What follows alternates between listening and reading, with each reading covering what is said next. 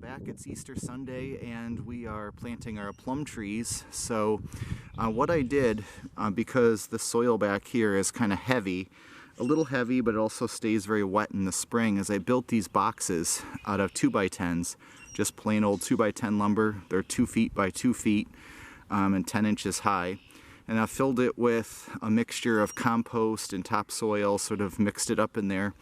So we have 2 plums. One's going to go there, one's going to go here. They're about 10 feet apart. One is a Santa Rosa plum, which is that one in the container, which is a pretty good size. And we also have a Green Gage plum, which was from Cummins Nursery, so that was in that unboxing video I did a few days ago. So we'll plant that one as well. Okay, so we're going to start with the container plum. It's already in this container. Or in this raised bed, so it's going to be planted high, but also going to plant it high in there. So plums don't like wet, and this area can stay wet in the spring. That's the whole reason we're trying to raise these up. Cherries don't either, but as you can see, these cherries are pretty happy here. So this is really good dirt. We've done a lot of work on it, but it's not going to hurt the plum to give it a little bit extra space, a little bit extra breathing room. You just don't want the root crown drowned when the area floods in the early spring, so that's what you're trying to avoid. Not worried about making the hole, like normally you'd make the hole 2 or 3 times the size of the container. I'm not worried about that because I just filled this with fresh fluffy soil. So the reason you do that is to break up the dirt. No need to do that here because this already is broken up. I just put it in there 10 minutes ago, so we don't have to worry about that at all. Tree out of the pot. We're just going to kind of lay it down. Gently take it out, and you can see that guy is really in there. So what I'm going to do here is kind of give these a little shake, loosen them up a little bit. This is, you know, look at the roots on that thing. Now, you don't want to pull and tug too much on them. I never do. I mean, some people might, but you don't want to break them. That's the big thing. But you can see how it grows around and around in a circle. So we got to kind of give it a little bit of a release here.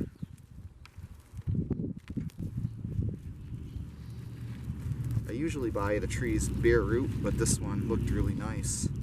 See, you kind of want to see that, make the root as much as you can. You're not going to be able to have it, you know, get it perfect. You don't want to hurt the roots or break them off, but you want to give them some space to thrive. You just don't want it to circle around and around itself. It'll choke itself out eventually, even in the ground.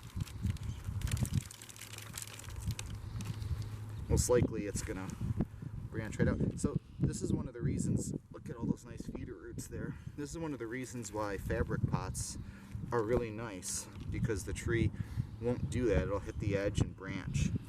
But, you know, this is going to be fine. I've planted other trees that look just like this, and they're doing just fine. So, loosen them up as much as you can. And now, this is the way I'm going to plant it. There's not a lot growing that way, which we have our forsythia wall. We're just going to sort of take it, test it out.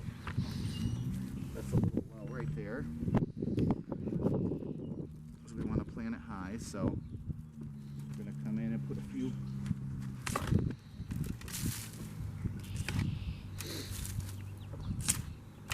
shovelfuls of dirt.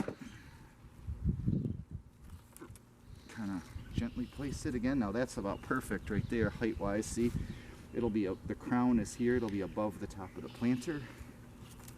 Really good. Give those roots somewhere to spread out to. A little. Start. You can use your hands. You don't want air pockets. Now,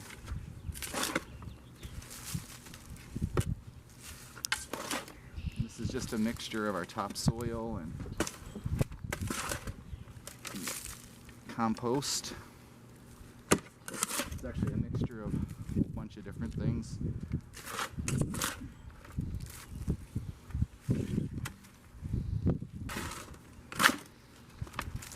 As far as the tree's concerned, it's planted in the ground this way.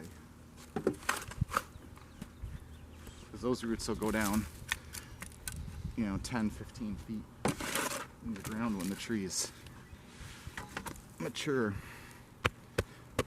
And so that's what we're doing here. Just want to cover up those little roots at the surface. Those roots are how the tree, they help the tree breathe.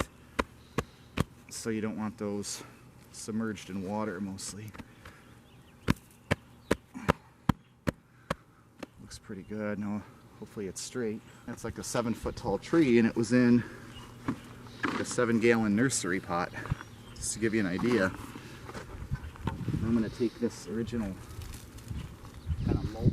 Basically it looks like it was grown in mulch and fertilizer. Put that on top there.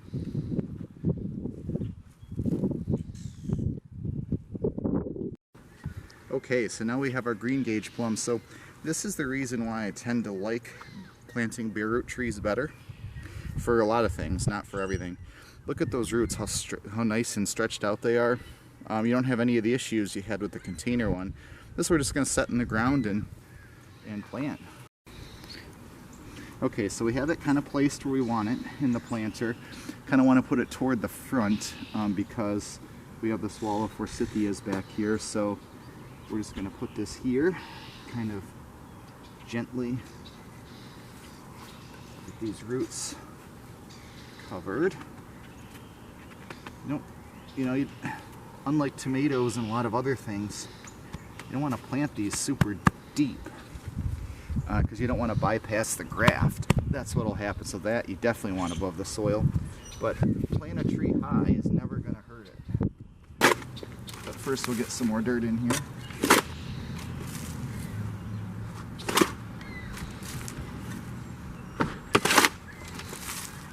And just like before, the fact that I broke all this dirt up as I put it in here means you don't have to worry so much about it being compacted. That's the process, and it seems like they always need adjustment. It's okay to get it right now because it's a lot easier to do it now than later. Water them in. Water on there. See how quickly that drains? Look at that. And then double check again, left to right, front to back, because it could move.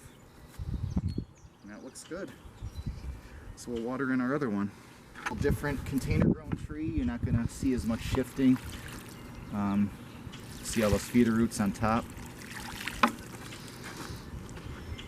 Look how quickly that drains. See that? Look at that. Right through there, like nothing.